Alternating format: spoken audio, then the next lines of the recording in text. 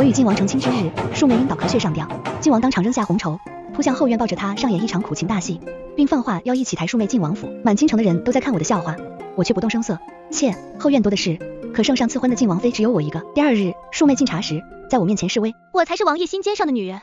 我轻描淡写，那就好，等王爷归天那日，正好你这个爱妾可以殉葬。我盖着红盖头被晋王牵出正厅，与父亲拜别。晋王殿下，求你救救二小姐，她咳了血，已经晕死过去了。庶妹的贴身丫鬟拿着满是血的帕子冲进来，不顾满堂宾客，跪地哭求。隔着盖头，我看见对面的红绸被丢在了地上，穿着喜袍的晋王立刻冲了出去，满堂愕然。父亲铁青着脸，旁边的柳姨娘满面的欢喜。庶妹沈玉清正是她的女儿。父亲刚要发作，我一把掀了红盖头。父亲，既然妹妹咳了血，她是殿下的救命恩人，殿下着急也是常情。沈家的脸不能丢到地上，要打要杀都需关上门。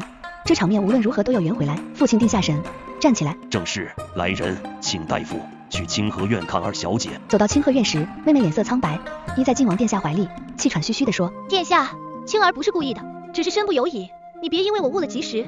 那丫鬟满脸的心疼。小姐，你喜欢晋王殿下，为何不说出来？生生熬坏了身子，您因为救晋王而受了寒疾，一直未好，又为情所困，这可怎么是好？她扑通一声跪下，一脸忠仆的模样。殿下，二小姐心里苦啊，因为您和大小姐要成亲，小姐昨日夜里上吊自尽，若不是慧儿听见动静，今日只怕都见不到二小姐了。救下来后，小姐依旧心如死灰，今日便咳了血。她拼命磕着头。殿下，求您娶了二小姐吧，她从救下殿下那日开始便心仪殿下，没有了殿下，她真的会死的。好口才，我在心里简直要为这丫头鼓掌，把庶妹说的又可怜又深情，活脱脱一朵惹人心怜的小白花。姨娘试着眼角，只斜眼看着父亲。我可怜的青儿啊，只可惜你投生在姨娘的肚子里，不比你嫡姐的好命啊！明明是你先认识殿下的，可怜你命苦，被抢了姻缘，却有苦无处诉。后面跟过来看热闹的贵妇人交换着眼神，场面热闹得很。闭嘴！父亲厉声呵斥柳姨娘。晋王与御医的婚事是圣上亲赐，你难道是想说这一切都是圣上的不是？你是不是嫌命长了？一句话下来，堵住了所有人的嘴。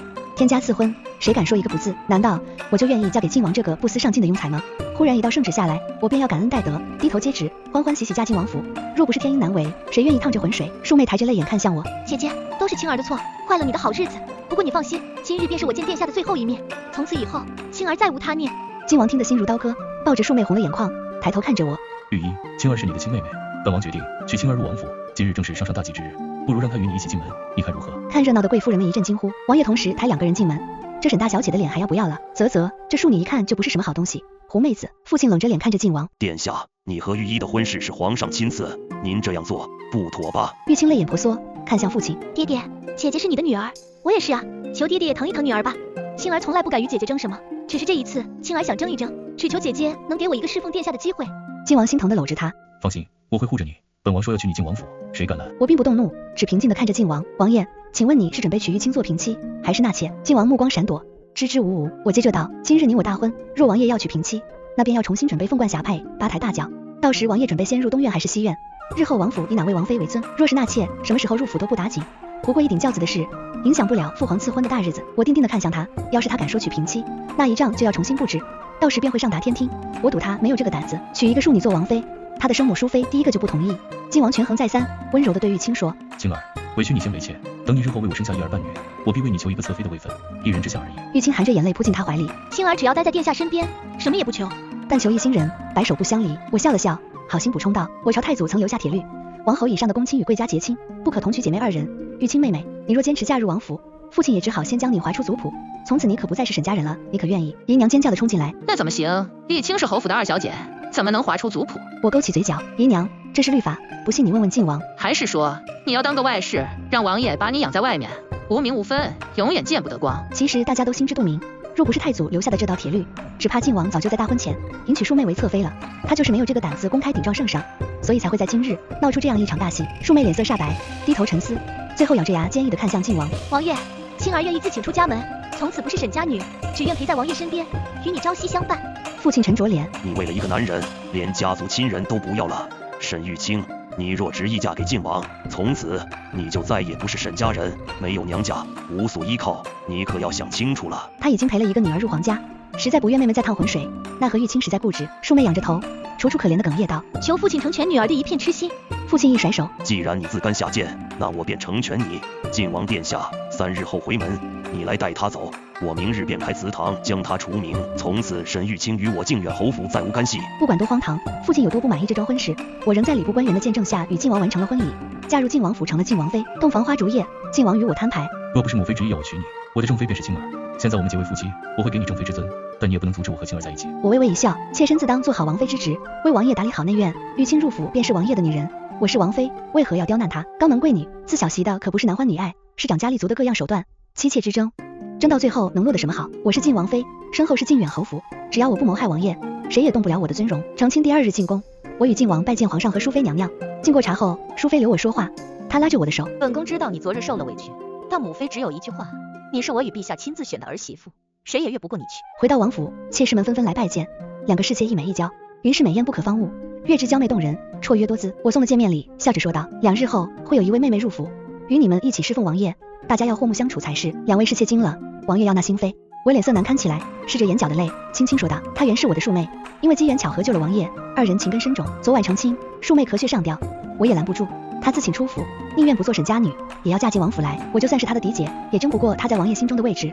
妹妹们到时候也忍忍吧，免得徒惹是非。云娘呸一声跳起来，什么狐妹子，玩上吊着套，这都是老娘几年前在百花楼玩剩的，敢在我面前耍花招。王妃放心，您是个贤惠人，但是元娘不是好欺负的，我非要与她争上一争，也要那狐狸精知道什么才是上下尊卑。月娘捂了胸口，从此只见新人笑，哪里闻得旧人哭，不过命罢了。说着伤春悲秋的走了。我抿了抿嘴，这王府以后可真热闹啊。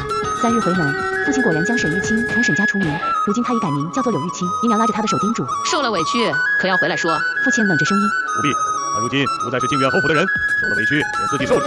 你若心疼他，我可给你一封放弃书，也可以离府而去。柳玉清含着眼泪，父亲今这样喊亲，庆儿记住了，以后庆儿若有飞黄腾达之日，也与沈家再无任何关系。说着他已进晋王怀里。王爷，妾身如今只有你一个亲人了。出府时，玉清姐挨着我，轻声说道：姐姐以为是正妃就能压我一头吗？咱们走着瞧，就算我是侍妾，也照样赢你。从靖安侯府回到王府后，我与王爷入了正门，而角门外，玉清坐着一顶粉红的小轿，一路慢慢走了进去。王府里2位美妾早等在那里，见柳玉清下了轿，她也不见礼问好，只娇弱的倚在靖王的身侧。殿下，王府这么大，庆儿不求别的，只求能离殿下近一些。靖王宠溺的看着她，好，然后吩咐我，王妃，给青儿安排离主院最近的幻云阁吧。云娘马上叫道：殿下，你前日还说幻云阁合了妾身的名分，要赏赐给我住的，你若反悔，我可不依。不如让这位新来的妹妹住在杨柳院，如今春光正好，柳树密密，正是惬意的时候，而且还与妹妹的姓氏相称，多好。靖王笑道：好，就住杨柳院。杨柳院是王府最偏的院子，春夏还好，到了冬日，那边荒芜一片，无趣的很。玉清气得险些扯烂了袖中的帕子，但他今天第1日入府，不好闹得太难看。靖王为了补偿他，流水般的赏赐搬进了杨柳院，连续2个月都宿在那里。玉清顿时得意起来，给我请安时，得意洋洋的迟了1个时辰。姐姐莫怪，我也昨晚闹得晚，早上还说让我休养好了再来请安，姐姐不会怪我吧？我自然不会，但是有人会。放肆！一个区区侍妾给王妃请安都敢迟到，难怪连淑妃娘娘都听闻了，说王爷宠妾灭妻，迷上了一个狐狸精。说话的是淑妃派来的嬷嬷。我按捺不动半个月，等得便是今日。果然柳玉清故意迟到，与嬷嬷中了个正着。嬷嬷看着柳玉清狐媚的模样，冷着脸厉声训斥：跪下！一个侍妾怎能这般骄纵？来人，按娘娘吩咐，在院子里跪着抄玉则10遍，什么时候抄完了，什么时候起身。玉清慌了神，眼看就要被拖出去，哀求道：姐姐，你若有别人欺辱我，等王爷回来不会放过你的。我一脸慌乱，嬷嬷，王爷回来生气怎么办？嬷嬷恨其不争的看着我，您可是王妃，您怕什么？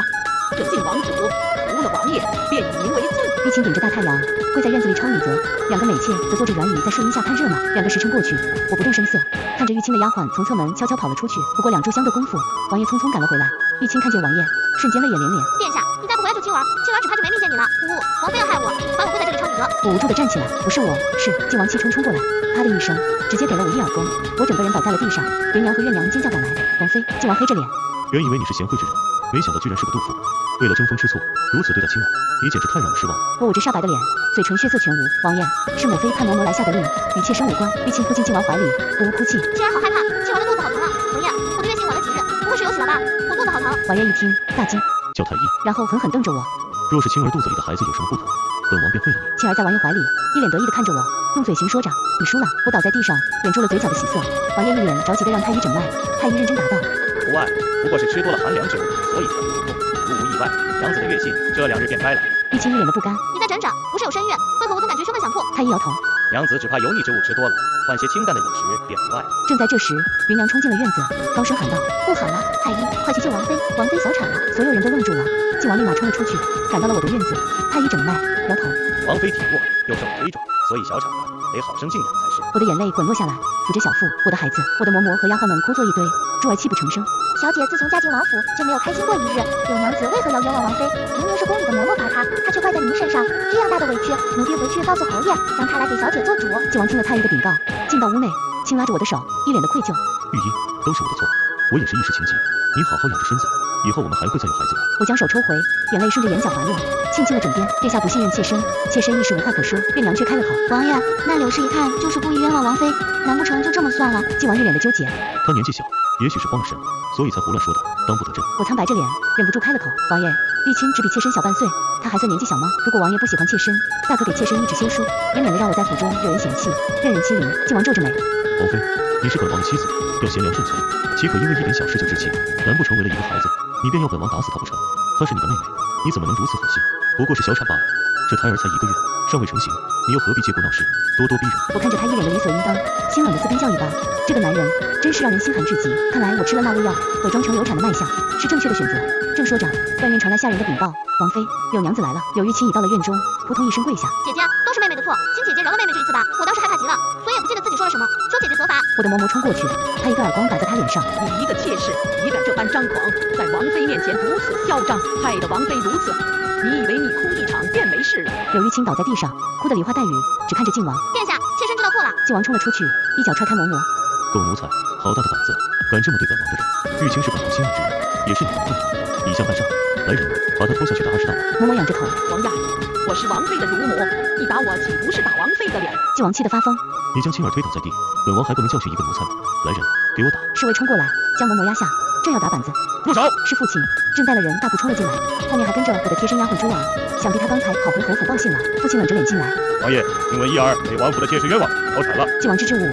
岳父大人，不过一点小事，怎么惊动了你过来？父亲指着嬷嬷。一儿的乳母护着她，却要被责罚。看来王爷是觉得我们侯府的人不懂规矩，那王府的奴婢不懂规矩，怎么王爷不罚？一个妾室，以下犯上，构陷王妃。王爷如此重妾灭妻，难道不怕言官参奏吗？靖王有些不满地说，不过是后宅女子争风吃醋，青儿也是日父的女儿，不如就此算了。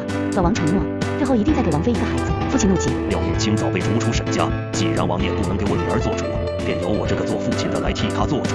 我被珠儿扶着慢慢走了出来，看着父亲，我的眼泪落下来。爹爹，女儿想回家。父亲一招手，抬软轿来，带大小姐回府。靖王忙上前拦着，豪爷，这是王府的家务事，本王劝你还是不要插手为好。侯府的侍卫上前一排站开。父亲冷着脸，王爷，玉一是我的掌上明珠，就算告到御前，我也自会去向陛下请罪。你既然不能真爱我的女儿，那我便她带回侯府去。下人抬了软轿，珠儿和嬷嬷将我包裹严实，父亲亲自抱着我上了软轿。靖王拦在面前，豪言，我若是不许呢？父亲眉间一冷，一个示意，一排侍卫上前架开靖王。父亲凛声道：臣明日自会进宫请罪，王爷请让开。我跟着父亲回了靖远侯府，而靖王宠妾灭妻，害王妃小产之事，像长了翅膀一样，半日间便传遍了整个京城。第二日，父亲拿着请罪折子进宫，跪在大殿下，请求皇上允许我与靖王和离。这当然是不可能的事，但靖王的举动也让皇上龙颜大怒。父亲人还未回府，淑妃娘娘便派人到靖王府将柳玉清抓了出来，压在院子中间。嬷嬷冷着脸，那日淑妃娘娘派老奴出来教你规矩，你却害王妃小产，如此行为当真闻所未闻。来人，娘娘发了话，柳氏掌嘴30，日后每日掌嘴10下，跪佛堂抄经100遍，为小产的小主子祈福。柳玉清哭着跪行，知靖王跟着，扯着他的衣袍哭求：殿下，救救青儿吧！青儿真的不是故意冤枉王妃的，我只是太害怕了，我也不知道自己说了些什么。嬷嬷厉声道：还不拖下去！靖王刚要开口求情，嬷嬷却开口阻止道：殿下，你宠妾灭妻，让王妃小产，皇上已经不满，靖远侯府也不是寒门，可以任由王爷胡来，王爷还是小心为上，别为了一个小小的妾室，致使父子君臣离心。靖王收回了求情的话，眼睁睁看着柳玉清跪在院中被内侍掌嘴，即使下去，嘴脸全肿了起来，不忍直视。柳玉清被教训了几日，乖觉了很多，不敢闹腾，又因脸上有伤不能出门，等到安静下来，再在内院养伤。王府后宅陷入了一种诡异的平静，而皇上和淑妃娘娘也赏了许多赏赐到靖远侯府，以示安慰。我与靖王不能和离，无论如何，我还是得回去当这个王妃。等到第3次靖王上门来接我时，我顺势下了坡，与他一起回了府。只是跟着回府的还有4个贴身的丫鬟，个个如花似玉，娇媚无骨。夜里靖王来看我，我垂着泪，我在王爷心中便是这般容不得人。王爷宠幸别的女子，也是为王府开枝散叶，难道我不知晓？可王爷听信妾室谗言，当众打我的脸，你让我这座王妃的日后如何立足？靖王哪里见过我这样示弱的样子，心都软了，只轻哄道：都是我的不是，你最是贤良的，我一定改，以后我再也不混账了。我一把推开他，啐了一口。他一说我的身子要将养几个月，我给殿下找了几个贴心人，充实内院。殿下不如去看看新人吧，免得说我争风吃醋。这话说的让靖王服服帖帖，哪里有我这么贴心的王妃？当晚便搜到了新妾的房里。第2日，妾室来请安时，靖王沉着脸敲打他们。日后，我不想听到你们嘴里一句王妃的不是，若不服王妃管教，王妃任意发骂了便是，说完便转身而去。玉清却扯住了他的袖子，红着眼睛问：殿下，他们是谁？放肆！我呵斥道：王爷上朝去吧，这有妾身妙礼。我叮嘱靖王让他离开，然后转身看向柳玉清，看来柳娘子的耳光还没吃够，居然质问起王爷来。这是王爷新纳的4个妾室，以后与你都是姐妹，要和睦相处。从今日起，所有院子都停了婢子汤。若有妹妹能诞下王爷的子嗣，无论男女，我都会和王爷说，请指抬为侧妃。我的话音一落，所有人脸色都变了。停婢子药，王妃未生嫡子便允许妾生，哪里见过这么开恩的主母？所有妾室都跪了下来，谢王妃恩典。众人离开后，室内一片清明。嬷嬷小声问道：王妃这样是否妥当？我喝着茶，轻描淡写的说：当然妥当，生下一儿半女便抬侧妃，谁不愿意呢？记得吩咐小厨房大补的汤给王爷备着，毕竟那么多妹妹呢，王爷的身子可不能累着，得好好补补。下人们的口舌要管好了。4个妾室是王爷主动要的，可不是我进献的。虽然安排了侍寝的日子，但柳玉清还是独得宠爱。每个月王爷在他屋子里歇的时间最多，赏赐的东西也最多。柳玉清再次得意了起来，甚至在一次晚饭时，盯着我头上的百宝钗娇娇的笑道：这钗子可真漂亮，姐姐，你为愿以惹容，你装扮这么漂亮，可是最近王爷都忙得没空去你那里，岂不浪费？